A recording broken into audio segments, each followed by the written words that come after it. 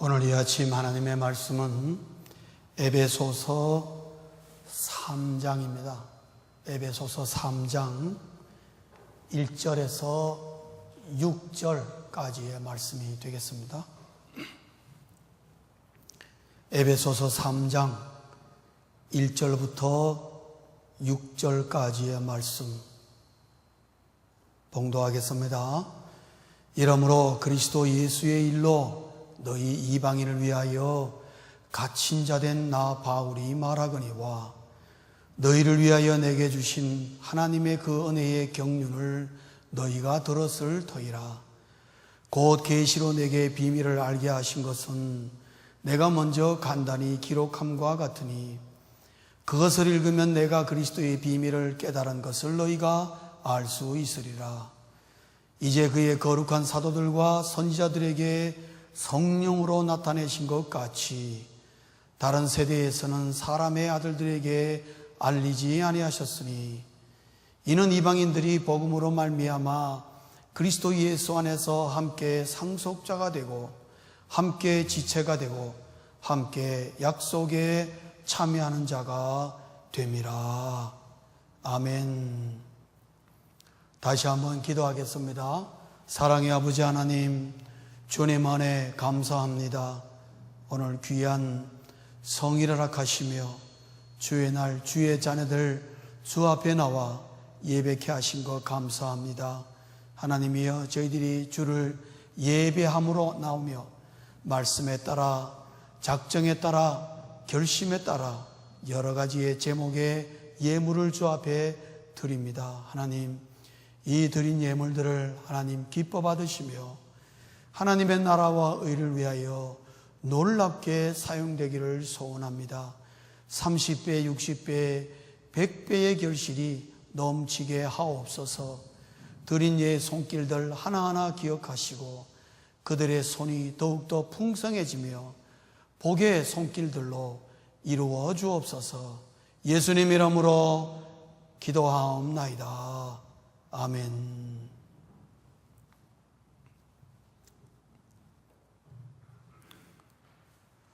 영국의 유명한 하원 의원 가운데에 윌리엄 윌버포스라는 사람이 있었습니다.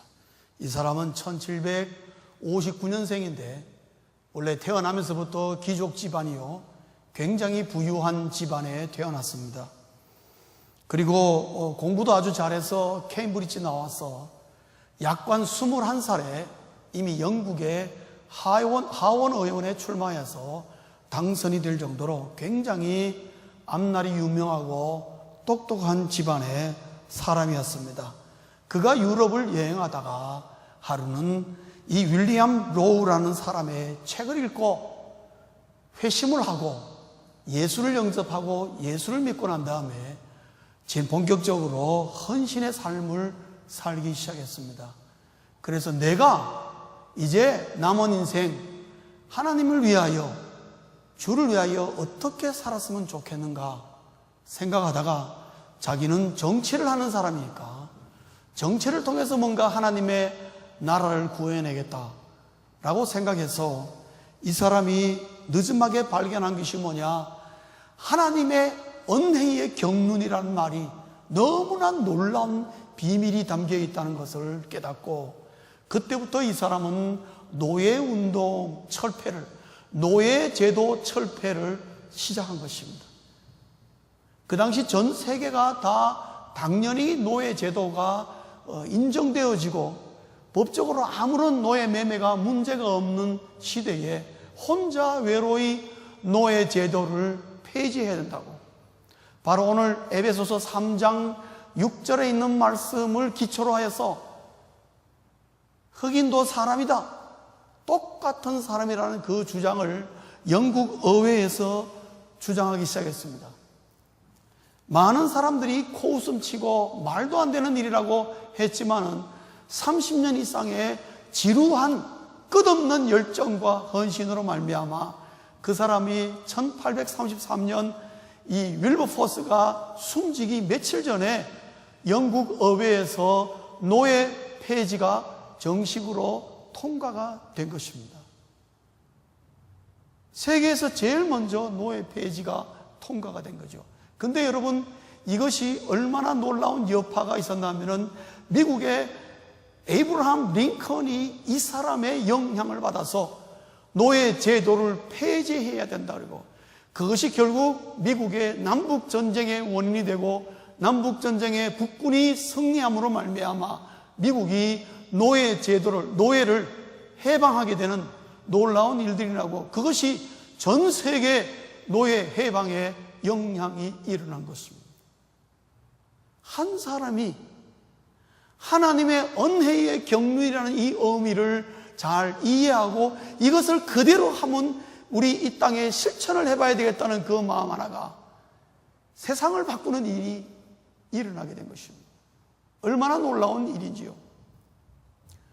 그러면 이 사람이 윌리엄 윌버포스라는 사람이 이해했던 이 은혜의 경륜, 오늘 에베소서에 나오는 이 은혜의 경륜이란 말이 무슨 말이냐?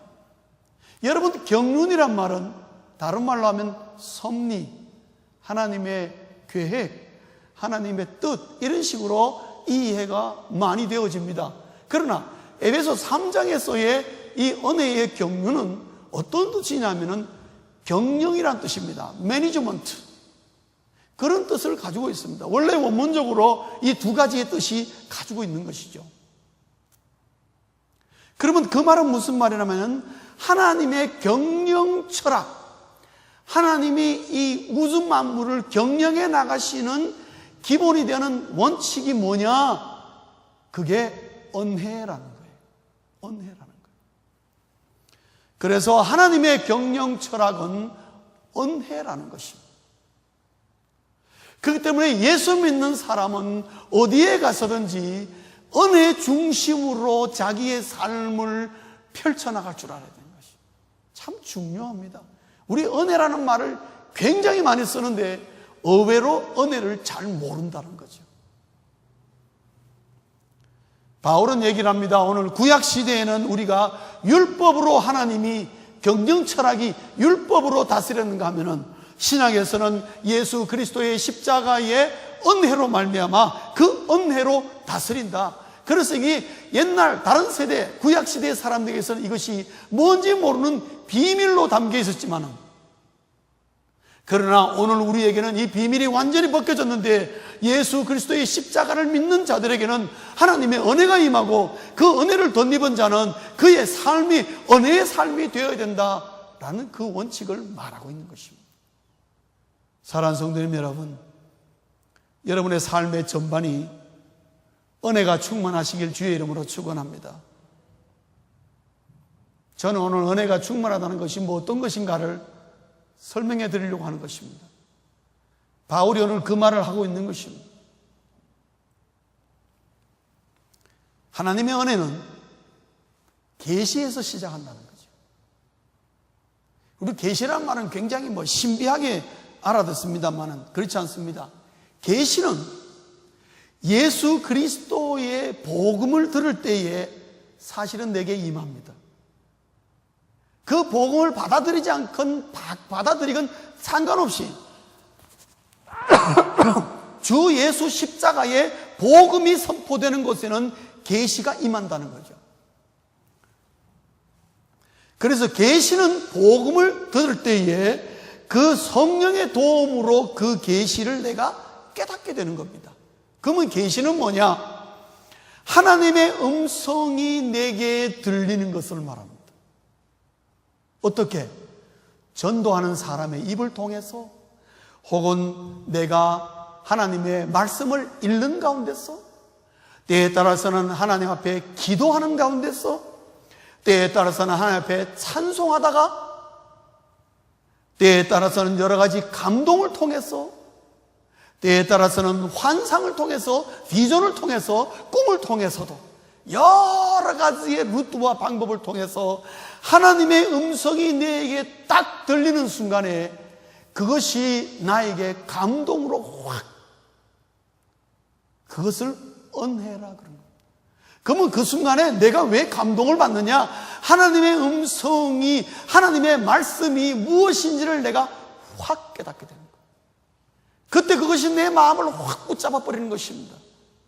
그것이 계시가 내 마음을 확 하고 붙잡는 것, 그것을 은혜라고 얘기합니다.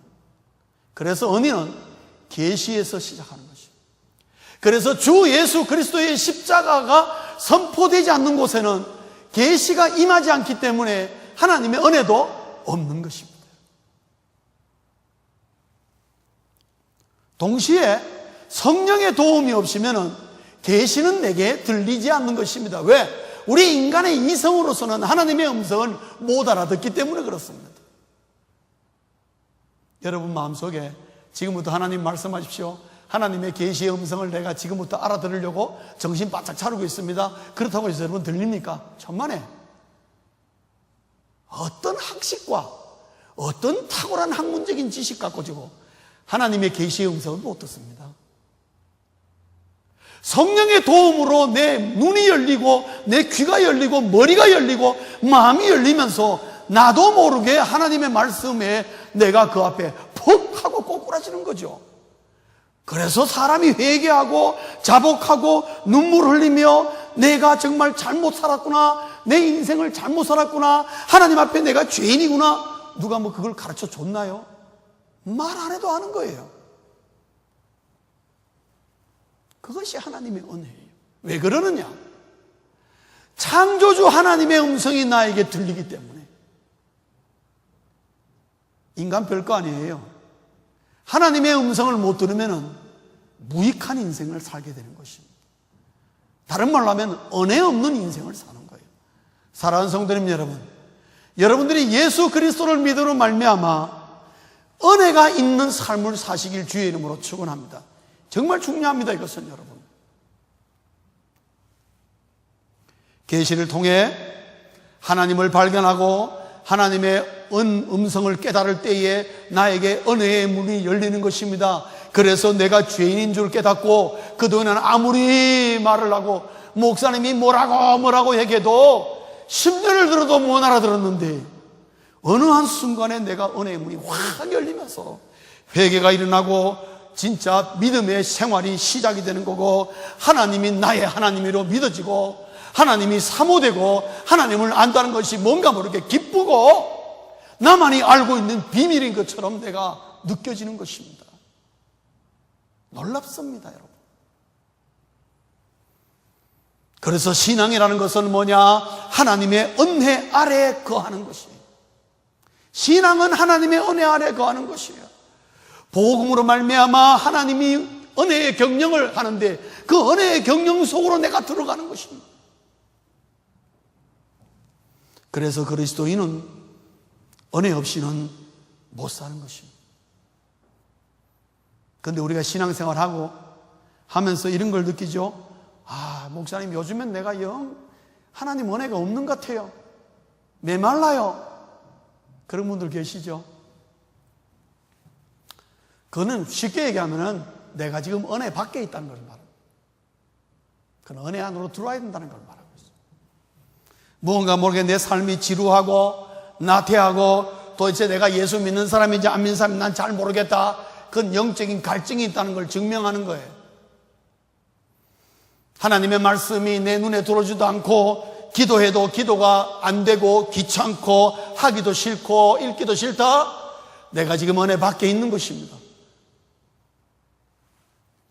교회 안에서나 교회 밖에서나 내가 펼치는 모든 사역들이 뭔가 모르게 억지가 되고 싫어지고 하기가 싫어진다. 은혜 밖에 있는 것입니다.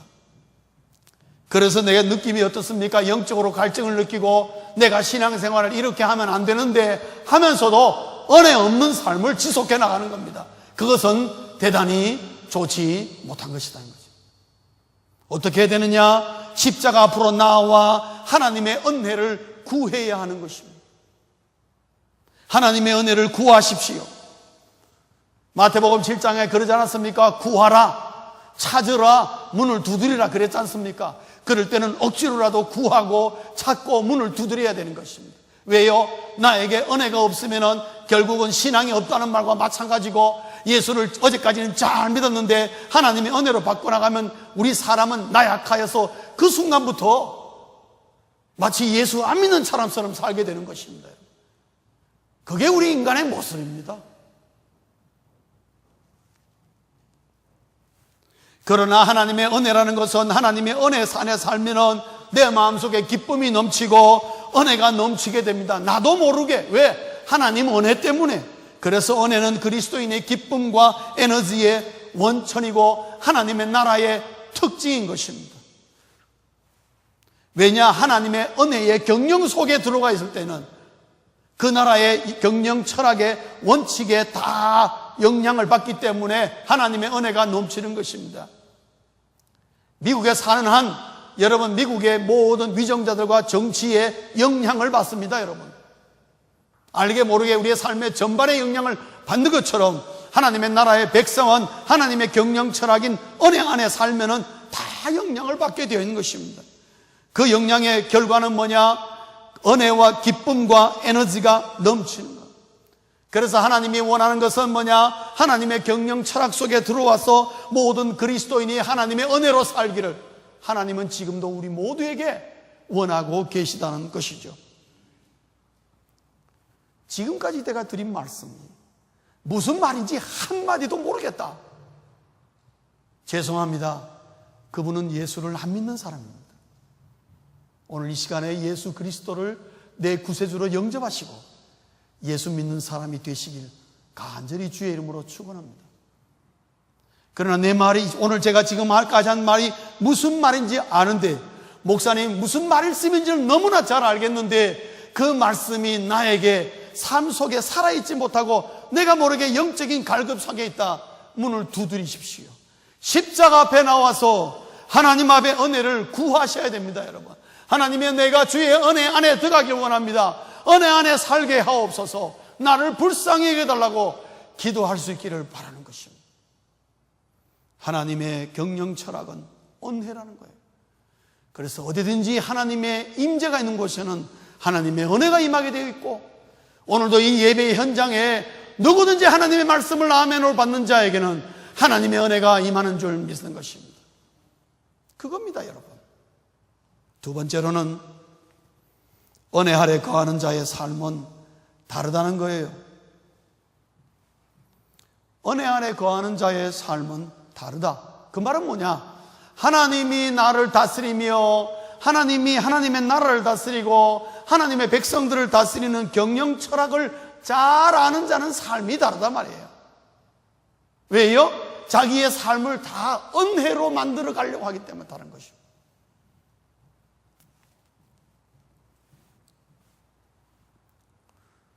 여러분, 축구 선수들이 아무리 개인기가 뛰어나도 감독이 말하는 감독의 축구 철학을 이해하지 못하면은 그 사람은 그 팀에서 나가야 됩니다. 감독의 철학을 선수들이 잘 이해하면 할수록 경기를 감독이 원하는 대로 기가 막히게 잘하는 거예요. 간단한 것입니다. 그래서 여러분, 세계의 많은 우리 축구팀들이 요즘 올림픽도 해서 막 했는데, 저는 막 브라질이 질까 싶어서 간이 조마조마했어요. 그 나라 뒤집어질까 싶어가지고. 이겨서 천만 다행입니다만은, 아슬아슬하게 이기긴 이겼는데, 천만 다행입니다. 정말 감사한 일이에요. 그 나라 뒤집어질 뻔했어요. 근데 좋은 쪽으로 뒤집었으니까 천만 다행입니다. 얼마나 축구를 많이 합니까? 우리 대한민국도 축구 많이 하지 않습니까? 선수들에게 물어보십시오. 감독이 자기 철학을 모르면은 선수를 기용하지 않습니다. 자기 원하는 철학을 있어요.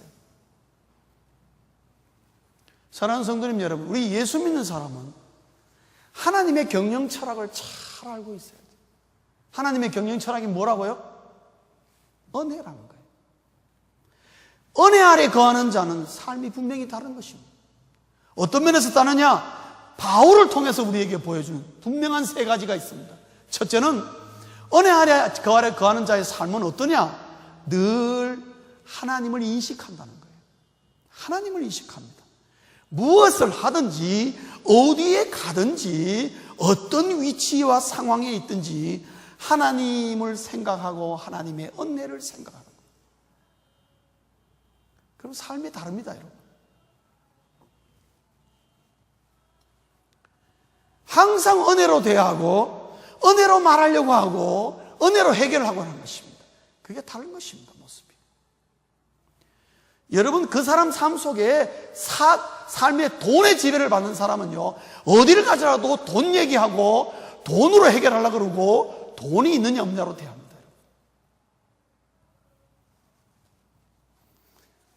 명예에 묶여 거하는 사람은 언제 어디 갔든지 위치를 따집니다. 그 자리가 어떤 포지션인지를 따집니다.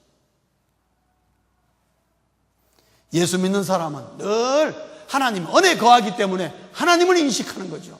사랑하는 성도님 여러분, 여러분의 삶 속에 하나님을 얼마나 인식하고 계십니까? 하는 것마다 하나님이 여기 계신다. 아침에 출근하면 하나님이 여기 계신다. 하나님이 나와 함께 하시고 하나님은 다 아신다. 이 말 한마디가 얼마나 놀라운 말인지 모릅니다. 여러분의 하루의 삶을 붙잡게 되는 놀라운 한마디인 것입니다. 두 번째로 은혜 아래 거하는 자의 삶은 무엇이 다른가? 함께 신앙 공동체를 세우려고 하는 것입니다. 회사에 가서도 신앙 공동체를 함께 세우려고 하는 것입니다. 사업체에 가서도 어떻게든지 신앙 공동체로 만들어 가려는 것입니다. 여러분, 교회만 신앙 공동체가 세워지는 게 아닙니다. 우리의 가정도 어떻게든지 함께, 아이들과 함께 신앙 공동체를 세우려고 하는 거예요. 왜요? 하나님의 은혜가 좋은 것이고 은혜가 우리의 가정을 지배하고 은혜가 우리 가정에 충만하면 모든 것이 충만하기 때문에. 여러분, 오늘 본문 6절 한번 읽어볼까요? 바울이 굉장히 강조하는 부분이 바로 이 부분입니다. 6절입니다. 6절 우리 다 같이 한번 읽겠습니다. 스크린을 보면서 나옵니까? 다 같이 읽겠습니다. 시작. 이는 이방인들이 복음으로 말미암아 그리스도 예수 안에서 함께 상속자가 되고 함께 지체가 되고 함께 약속에 참여하는 자가 됩니다.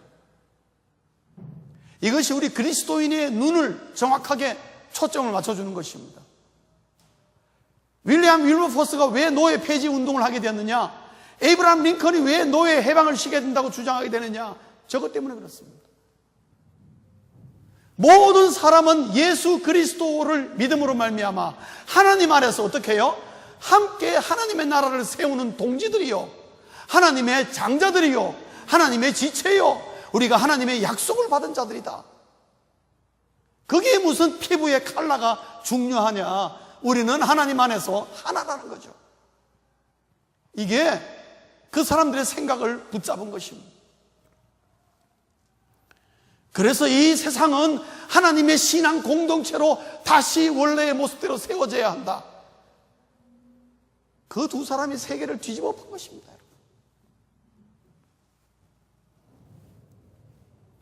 삶의 지향점이 같아지는 거예요.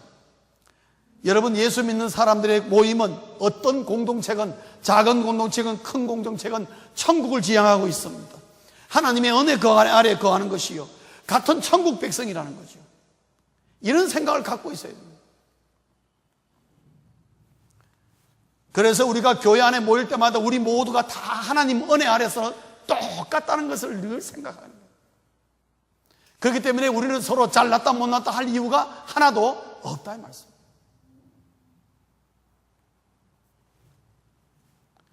오히려 우리가 서로가 떨어지면 떨어질수록 피차 무너지는 것입니다. 그래서 로컬 처치, 눈에 보이는 각 로컬 처치가 굉장히 중요한 의미가 있는 이유가 성도들을 하나로 연합시키기 위해서 주님이 교회를 세운 것입니다. 여러분, 눈에 안 보이는 하나의 교회가 있지요. 그러면은 연합이라는 것이 우리 사람들 눈에는 안 보이는 것입니다. 이렇게 로컬 처치로 크고 작건 이렇게 묶어 놓을 때에 그리스도의 연합, 함께 세우는 신앙 공동체, 그 의식이 생기니까 바로 이 두 번째가 중요한 거죠. 그래서 우리는 함께 천국 가는 자요, 함께 하나님의 백성이 됐고 함께 하나님의 장자요, 우리는 어쨌든 매우나 고우나 한 몸이요, 서로 한 약속을 받은 자라는 이 생각을 가지고 있는 것입니다. 누가? 하나님 은혜 아래 사는 자의 생각이 그러하다는 거죠. 함께. 세 번째로는 은혜 안에 거하는 자의 삶이 무엇이 다른가?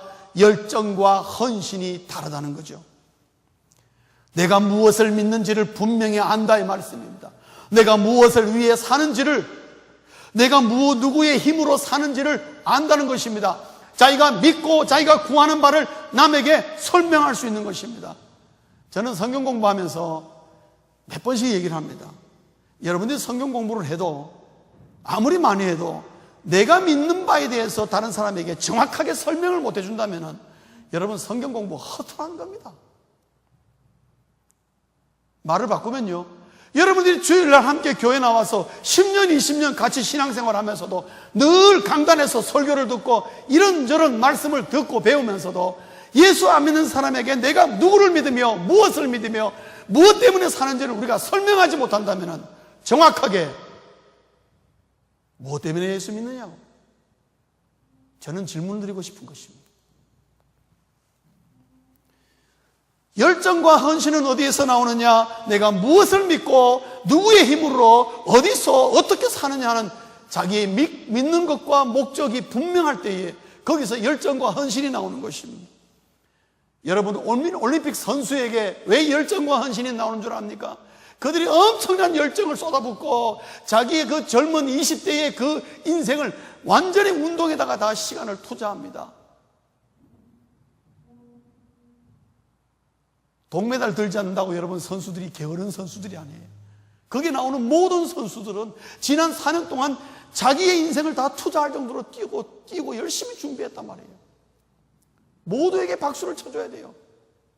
그들이 왜 그런 열정과 헌신이 그게 있느냐? 아무것도 돌아오는 거 없는데 왜 그러느냐? 다른 게 아니에요. 자기가 무엇을 믿고 무슨 힘으로 무엇 때문에 자기가 사는가를 정했기 때문에 오직 올림픽에 가서 메달 하나 따보는 거, 그 아무것도 아닌 것 같지만 그 사람들에게는 그것이 딱 중심이 된 거야. 그러면 그 사람에게 물어서 너 왜 이렇게 열심히 아침마다 이렇게 열심히 뛰고 하루 종일 왜 이렇게 들고 운동하고 이러냐 이러면 제가 지금 2016년 브라질 올림픽을 가서 내가 메달 한번 따보려고 이렇게 합니다. 그것 때문에 열정과 헌신이 힘들고 어려워도